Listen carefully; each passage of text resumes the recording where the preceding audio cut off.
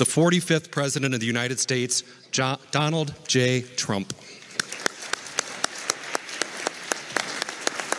Thank you so much. Thank you, Gerald.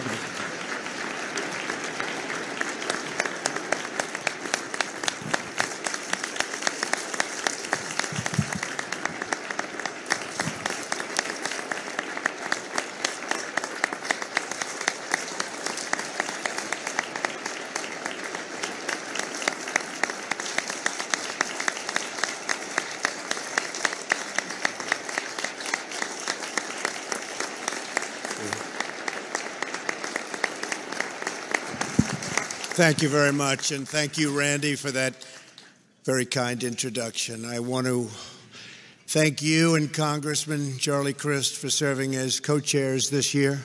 It's an honor to be with so many faith leaders, members of Congress, and dignitaries from all around the world as we continue this extraordinary tradition. I'm very glad to be joined by many members of my cabinet. They're doing a terrific job.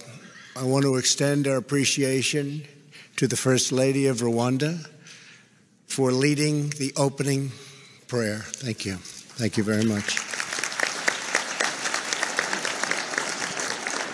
I also want to thank my two great friends, Mark Burnett and Roma Downey. There's some here. Where are they? They are two terrific people. Stand up, Mark. You deserve it, even though he comes from Hollywood. Roma, thank you very much. Thank you for being here. Major Scotty, Smiley, and Tiffany, we're moved by your faith and your courage and inspired by your service and sacrifice. That was really beautiful. Thank you very much. Thank you.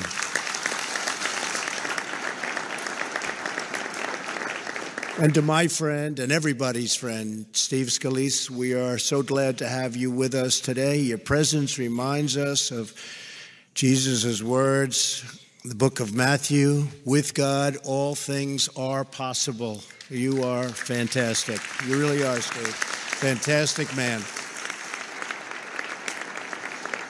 America is a nation of believers, and together we are strengthened by the power of prayer.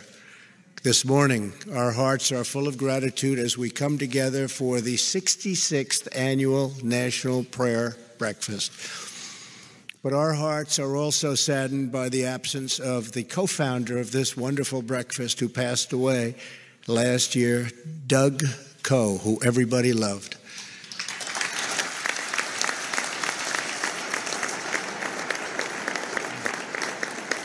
For 60 years, Doug devoted his time and passion to this prayer breakfast and to many other wonderful causes. Today, we are blessed to be joined by Doug's wife, Jan, and two of their sons, David and Tim.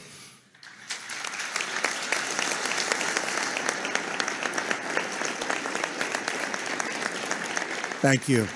Thank you very much. Great man.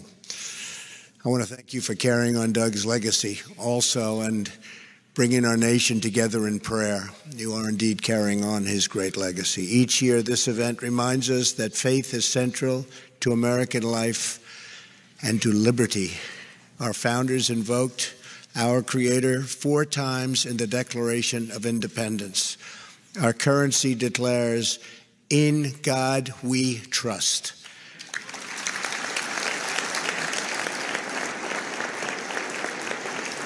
And we place our hands on our hearts as we recite the Pledge of Allegiance and proclaim we are one nation under God.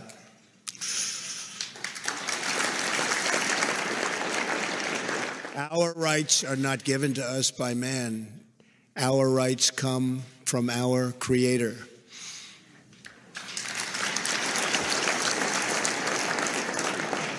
No matter what, no earthly force can take those rights away. That is why the words, "Praise be to God," are etched atop the Washington Monument, and those same words are etched into the hearts of our people. So today we praise God for how truly blessed we are to be American.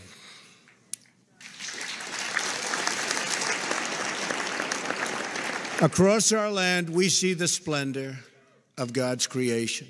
Throughout our history, we see the story of God's providence. And in every city and town, we see the Lord's grace all around us through a million acts of kindness, courage, and generosity. We love God. We see the Lord's grace in the service members who risk their lives for our freedom.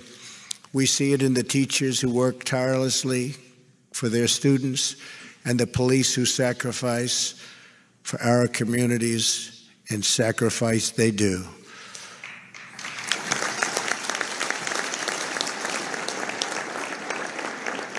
And we see the Lord's grace in the moms and dads who work 2 and 3 jobs to give their children the chance for a better and much more prosperous and happier life. As the Bible tells us, for we are God's handiwork, created in Jesus Christ to do good works.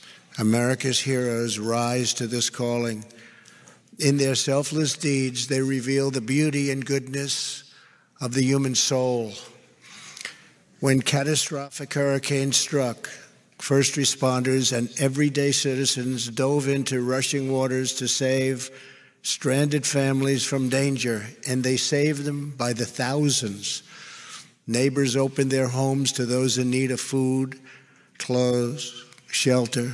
Firefighters braved blinding smoke and flames to rescue children from devastating wildfires. During the horrific shootings, strangers shielded strangers, and police officers ran into a hail of bullets to save the lives of their fellow Americans right in Las Vegas. A terrible day, a terrible night, but such bravery. Families have adopted babies orphaned by the opioid epidemic and given them loving homes. Communities and churches have reached out to those struggling with addiction and shown them the path to a clean life, a good job, and a renewed sense of purpose. And soldiers, sailors, Coast Guardsmen, airmen, and Marines have spent long months away from home defending our great American flag.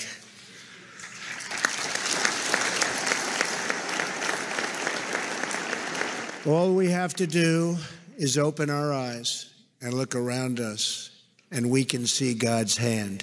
In the courage of our fellow citizens, we see the power of God's love at work in our souls and the power of God's will to answer all of our prayers.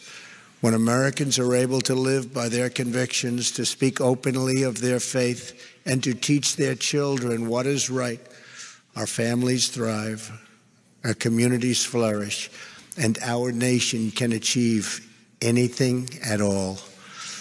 And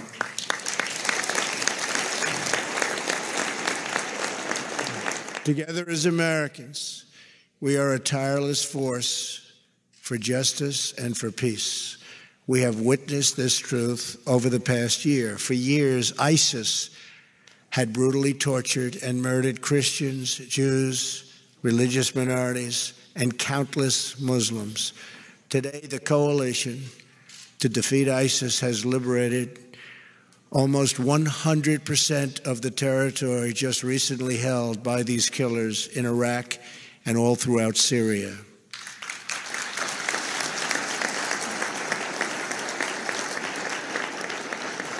Much work will always remain, but we will never rest until that job is completely done, and we are really doing it like never before.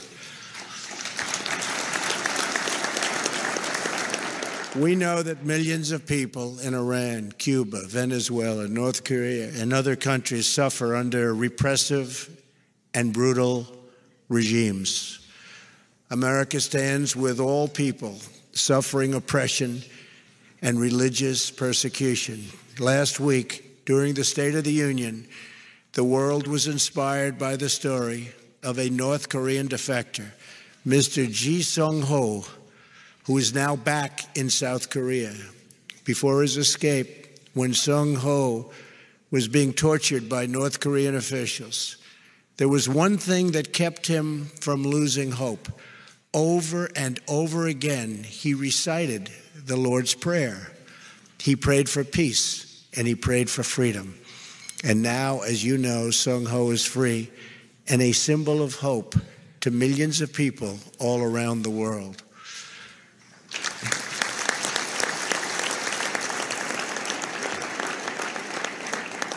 Here with us today is another symbol of hope, a very brave 9-year-old girl named Sophia Marie Kampa Peters.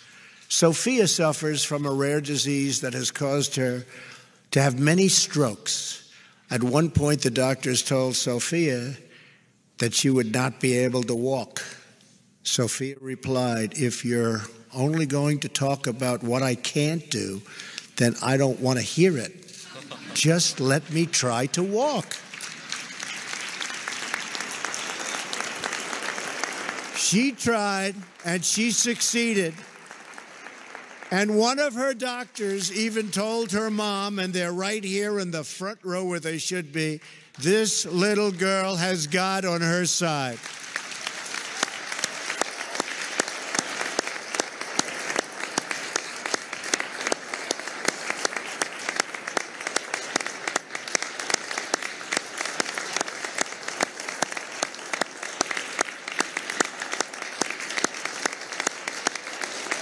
Thank you, sir.